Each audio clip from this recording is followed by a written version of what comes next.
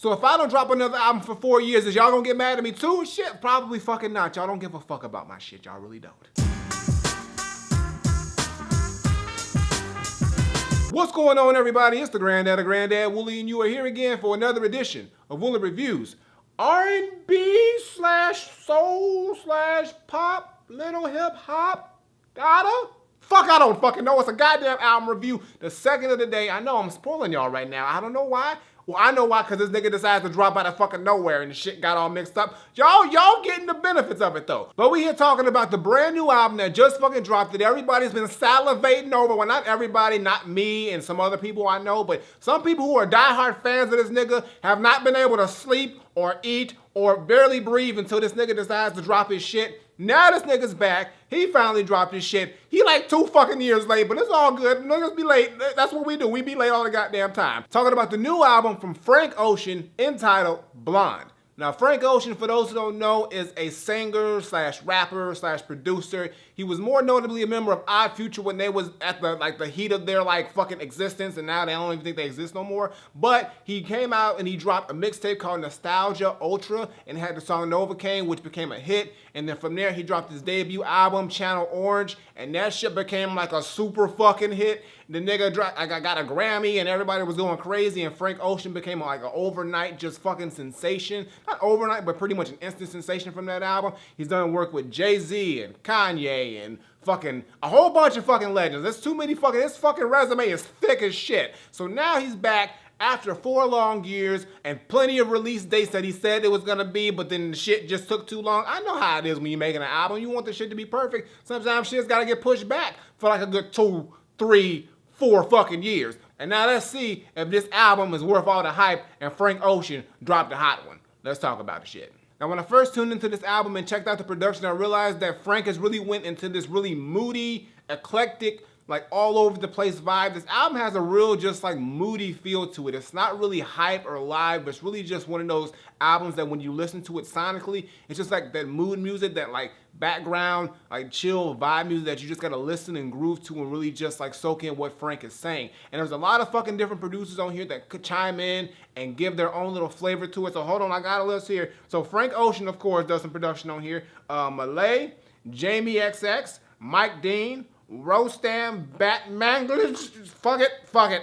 88 Keys, all right. Pharrell comes up on here. Quill, Hudson Mohawk, Rick Rubin, all right. Stu, whatever, nigga, that's you. And Tyler, the Creator, up in here, all right. Kanye's doing some things on here. Young Lean, Michael Ozaruru, what the fuck is with these names? And Sebastian. So they come all up on here, do their little things, add a little bit of flavors on here, and this album really just has a very unique sound to it. There's elements of pop in here, R&B in here, hip hop in here, and then some even some electric type shit. Eclectic electric, I don't know. It's just all over the place. But overall, it doesn't have a real high quality and very layered sound to it with all the production on here. A lot of dope tracks on here, have some really good just beats on here, beat change ups, real just melodic moments to it, a lot of cool breakdowns, a lot of instrumentation on here. I really like what Frank Ocean did on here, and he sets off a certain mood with each of these tracks that really caters to how he sings and what he presents on each song. Now, all the beats on here I really don't actually care for. Some of them here are really just like,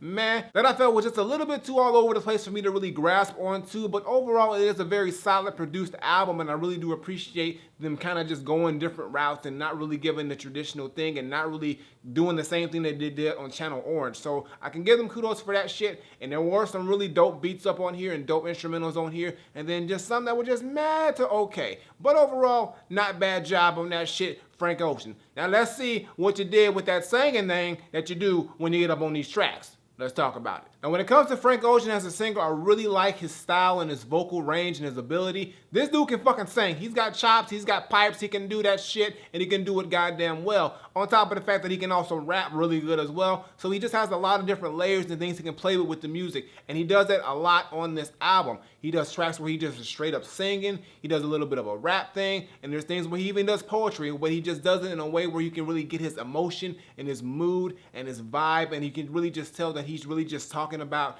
himself personally and just coming from the heart with all these songs. He touches on various topics and subjects that surround around his personal life, like his upbringing, his fame, his sexuality, and pretty much where he is right now in life and where he wants to go or where he thinks he wants to go, but he just is battling with a lot of demons and a lot of things that he's going through at this time in his life. And he really just is really personal and open, and he really just gives you all of himself in these songs, and you can hear it the way he sings it and what he talks about and the way he presents himself. And I really appreciate that with here. But there are some songs here that I just don't really click or connect with because I just think it's just that mood music. Like I said, you have to be in a certain type of mood or a certain type of vibe to really appreciate and really get what Frank Ocean is saying. It's sort of like that music that really speaks to a specific person. You have to really go through what he's talking about to really click with it. Other than that, it's gonna sound like some really dope, just chill mood music. Then I think you can appreciate it for that too, but it won't hit you as well as if you weren't one of these types of people that he's talking about or you weren't in a situation that he's talked about. But even through all that, you still listen to this album and can really appreciate the sound and just the presentation of it. And there's so many things on here that are just so dope. On top of that, he actually has a few features up on here, but the features on here are so low key and so just like you don't even realize that they're there most of the time. Well, some you do and some you don't. But I mean, give you the features up on here. Let me pull it up. But he's got on here Kendrick's on here, low key. Beyonce's on here, low key. Andre 3000 is on here, and he is not on here low key. I'm gonna get to that shit, y'all. But he's also got Sebastian on here. Who else is up? Kim Burrell, James Blake, and Bon Iver also come in and do a little something too. So he's got a really wide variety of features on here, but you really don't even notice that they're on there. They're not that apparent, and that's really cool because you really just keep the focus on Frank himself, and he just uses these other artists to kind of sort of accentuate his point or his vibe or his mood that he's trying to give off with these songs. Now, you know I gotta give him a top 5 tracks, and this one was a little difficult for me because there's some tracks on here that I really did like, and there were some tracks on here that I just thought were okay, and there were some tracks on here that I really didn't care for too much, but I didn't hate them. There was no songs on here that I absolutely didn't fucking like at all, but there were just songs that were like, these are cool songs, they're nice, I can listen to it in the whole context of the album given the right mood and circumstance, but there's nothing that really leaped out at me off jump except for a couple songs. But as I listened to the album some more, I was able to flesh out 5. So here we go. I got it right here, y'all. Don't fuck. So we got Pink and White, Solo, Nights, Solo Reprise, and fuck, what is it? Here we go. Oh, SEIGFRIED. Okay, so let me go back to the top. So Pink and White, and this actually features a low-key Beyonce feature, but this is probably the best song that I like instrumentally. I think this is actually done by Pharrell and Tyler, Creator. I think they did the beat on here, but it's got a real nice piano chord on here. It's got a real soulful vibe to it, and I just like the way that Frank rides the beat with the melody and everything like that. It's just one of them real, just like, it just sounds like one of them just throwback R&B joints. It just has that real, just nice vibe to it, and I really like this song. It's a standout for me. And when it comes to the actual theme of the song, it's Frank talking about a past lover that he had and his experience with the pink and the white, which is the coochie and the cocaine. He was in both them shits deep, like literally deep in both them shits. But you know, he's talking about that experience and what he learned from it and how he's pretty much just grown up from that type of scenario and that type of lifestyle and situation and where he's at right now. The next song is Solo, and I really like this song because it sort of has a little play on words. Like, he's pretty much talking about solo and the fact that he's alone a lot. He's living on the road when he was doing that, his touring and whatnot. And even though he had all these people who loved him, at the end of the night, he always ended up solo and alone for the most part. But he also talks about how he's so low in his mood and his emotions that he really just doesn't feel like he's at this happiest point of his life. Like, he's supposed to be, you know, feeling good about his success and the things that he's accomplished, but at the same time, he's just not at the point of life where he feels like he's at his happy. He's actually at his lowest point of his life where he's seeing all these other things that he just doesn't like or approve of. So I like the double play on the actual song, the theme of it. It's dope production on here, very good moody song, and it really just caters to his style and his flow and his singing. And I just think it's a definite standout based on the concept and the double play, but just the general purpose and sound of the song. The next song is Nice, and I really like this song because Frank is pretty much talking about just the different events that happens to him throughout a certain night and the things that he does and goes through living out in this nightlife and whatnot. And the first half of the song is actually done in a sort of a poppy, like sing-songy way. Not sing-songy, but it's like pretty much his R&B pop style. But then the song flips into more of a rap hip-hop style. And another cool thing I like about the switch up is that it symbolizes sort of like the transition from night to day. Sort of like all the events that happens in that certain night will have an effect on the next day and pretty much how you feel or what you think or just anything like that as far as the people involved. So I think it's a cool little concept, and pretty much he's just talking about his life and how the events that he does in these nights and the people that he comes across or hangs out with or spends time with, the following day, it sort of has an effect on him, or sort of a repercussion of some sort, or just an event change in his life that really just sticks with him in some sort of way. The next song on here is probably my favorite track, and it makes me sad because Frank ain't on here, but goddamn it, it's my favorite fucking track, the one I was listening to so goddamn much. Solo Reprise featuring Andre 3000. 3 Stacks is back, y'all, and goddamn it, yo. This fucking verse, yo, like, I didn't expect this shit. Literally, when I heard it at first, it was like I was kind of tuned out of the album when I first listened to it, and I was like, that kind of sounds like Andre 3000. And then when I finally like zoned in, I was like, that's fucking Andre 3000. And then I went back and listened to the whole thing, and god damn it, Andre, in one verse, he spit so many goddamn gems on this motherfucking track. It's only like a minute long, but goddamn it, the beat on here is done by Mike Dean. It's real low key. It's just got like a little like piano chord on here. Nothing really crazy. It's pretty much just Andre taking over, and he's like, so that I can see under the skirt of an ant. I'm not gonna get into it. I can do the flow a little bit, y'all, but I'm gonna let Andre take it. But basically, he's just saying that he's so low that he's just seeing all these things. Like, he's hitting on subjects like the fact that like he's so low that he doesn't care about the killings that are happening with police brutality because it's happening so frequently. Or he's so low to the fact that he really doesn't care the fact that he's gonna see Harriet Tubman on a $20 bill because of just how much controversy and how much it was just like not really taken seriously on that situation. And even the fact of the ghostwriting scenario where he's like, I was sitting here singing along and appreciating people's work, but then I found out that they weren't writing their own shit, and it sort of like upset him. And he was like, yo, I've been doing this for 20 plus years and I've been writing my whole shit the entire time, and to find out that these niggas over here now ain't even writing their own shit, it hurt his heart. Y'all heard Andre 3000, y'all know that, right? I write my own shit, 3 Stacks. I write all my shit.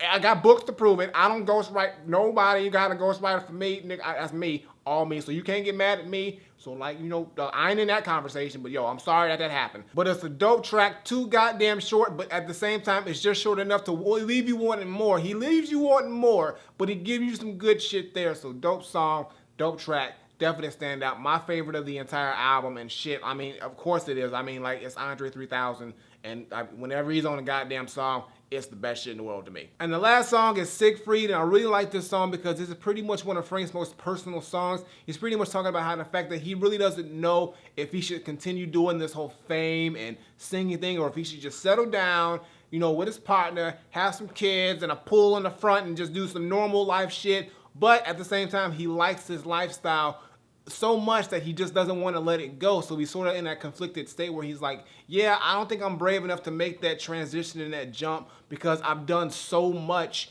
and I'm impacted so much in this little bit of time that I've been here. Like, he, you know, he went from working minimum wage to being like one of the biggest artists of this fucking past, Lord, 10 years probably. And now he's like, do I want to leave all that and have a normal fucking life? So I really like the fact that Frank Ocean is looking at himself and really going through that, because that's some real shit. Like, you get to a certain point and a certain level of fame is like, can I really sustain and handle all this all my life? Or do I want this all my life? Or do I really want that normalcy that I used to have?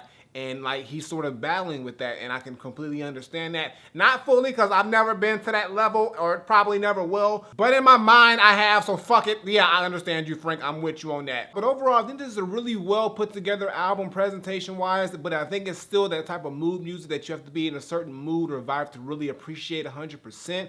I think that the production on here is done very well. Very layered, very detailed, good instrumentation on here. Frank Ocean himself as a singer is on point. His voice is top notch, and his rapping skills are dope too. He plays around with a lot of weird sounds and stuff like that. There are just some songs on here, like Nike's is cool to me. It's a song that I really didn't care too much for, and the fact that it opened up the album, it was like, man, I grew on me a little bit, but I still really wasn't that like sold on it. And also with the closure, Futura Free, I think that's the name of it is. Yeah, like it's a cool little outro, but because he's doing like all these weird and different sounds, it started off cool. But I think like with the 9 minutes long track that it is, and then it does that interview in the back that's like, it doesn't even sound that great, but I think it was just completely unnecessary to have that there. I think the album would have closed out a lot better without that interview. I mean, he needed it there for some fucking reason, so okay, but I just think that was like, mad to me. And then also like the Facebook story skit with Sebastian. I mean, I know it sort of builds to the next song, but it's like those little skits in there I think are unnecessary. And overall, Frank Ocean did bring a very solid album that I do think was worth the wait. I don't think it was better than Channel Orange. I like Channel Orange a little bit better than this one, but it is not a bad or a disappointing album. I didn't walk away from this album mad or upset. I just thought it was really good and solid, but not amazing and like a classic fucking album. That's what I gotta say. Frank Ocean fans don't get fucking pissed at me. I don't give a fuck. Y'all listened to it one time, was like, this is the greatest thing in the world. I already know what y'all done did, so fuck what I say, right? So my final verdict, I'm not saying that Frank Ocean Blonde is a very well put together album that has a little things here and there that I don't care too much for, but overall, it is a dope album presentation-wise and sonically. All I have to say is that beats on here are really good. Production on here is really good. Even though I don't like care for most of the beats, I do appreciate the amount of detail and layer that these sounds and these productions have. And Frank Ocean himself does a good job on here, production-wise, singing-wise, rapping-wise. I like the fact that the features on here, though they are high profile and high name, they really don't overpower the album and really just focuses on Frank. There's a lot of stand-ups on here like Pink and White, Solo Reprise, Solo, SEIGFRIED, like I said, with my top fives, and I just think that this album is really, really good, especially if you're in the right mood to listen to this type of moody, like R&B, pop, hip-hop type sound. You will really appreciate this album, and if you're a Frank Ocean fan, you're gonna love the shit out of this album. Me, I wasn't like 100% Frank Ocean fan. Like, I like Frank Ocean, I'm a fan of his work, but I'm not like a Frank Ocean fan, you know, so, but the fact that I did like this album, I like Channel Orange, I like this one, he's on a roll, so hopefully it don't take another 4 fucking years to drop the next album, cause like, niggas is gonna die if it takes 4 more years to drop another album. They don't legit not be able to survive. But all I gotta say is that for me, Frank Ocean Blonde is not Granddad approved, but I will give it a very highly Granddad recommended, because I do overall think it's a solid album. I just didn't love the album, but I really, really liked it, and there are some parts that I did love, but overall, I won't be going back and listening to this album on a regular basis, but there are some tracks on there that I will be checking out. That Solo Reprise still, like 103,000 though. We need an album. Stop fucking around.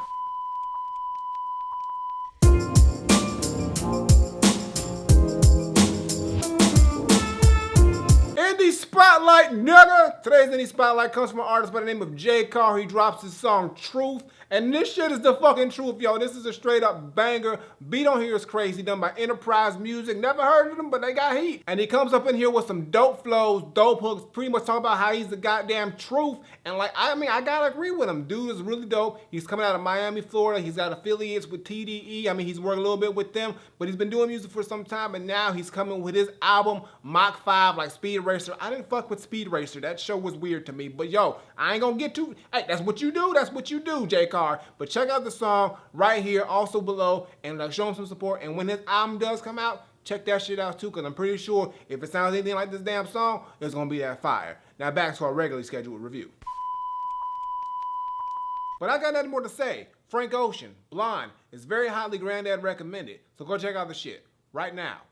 Flip it. Alright, y'all, that's going to do it for today's video. Make sure you give me a thumbs up and drop a comment. Tell me what you think of Frank Ocean Blonde if you've heard it. If you haven't heard it, like I said, it's out right now. Very good album, very well put together. Wasn't in love with it, but I really, really liked the shit. But hey, I mean, Frank Ocean is on the roll. Well, not really, because he's been out for a minute, but like, he's on the roll. And also check out, he did like a visual album, Endless too. He dropped that shit. I wasn't reviewing both them shits, so like, but he dropped that shit too. That wasn't bad either. So all right, Frank, you doing the thing, all right? So keep it up, goddammit. Previous video was on the Size Wars, my latest single. Check that out, show him some love. And as always, Twitter, Facebook, SoundCloud, Instagram. Links in the description below. And subscribe. Button on the screen, button below, Woolly Reviews twice a week, as well as CD case studies and the gaming channel. Check that shit out. And just like in this video, if you want your shit spotlighted, info below. And I got nothing more to say. So until next time I take my leave, Granddaughter, Frank Ocean, Blonde, the nigga has returned. Y'all can chill the fuck out and listen to this shit. But don't go crazy next album, y'all. And like, for real, Frank, next album,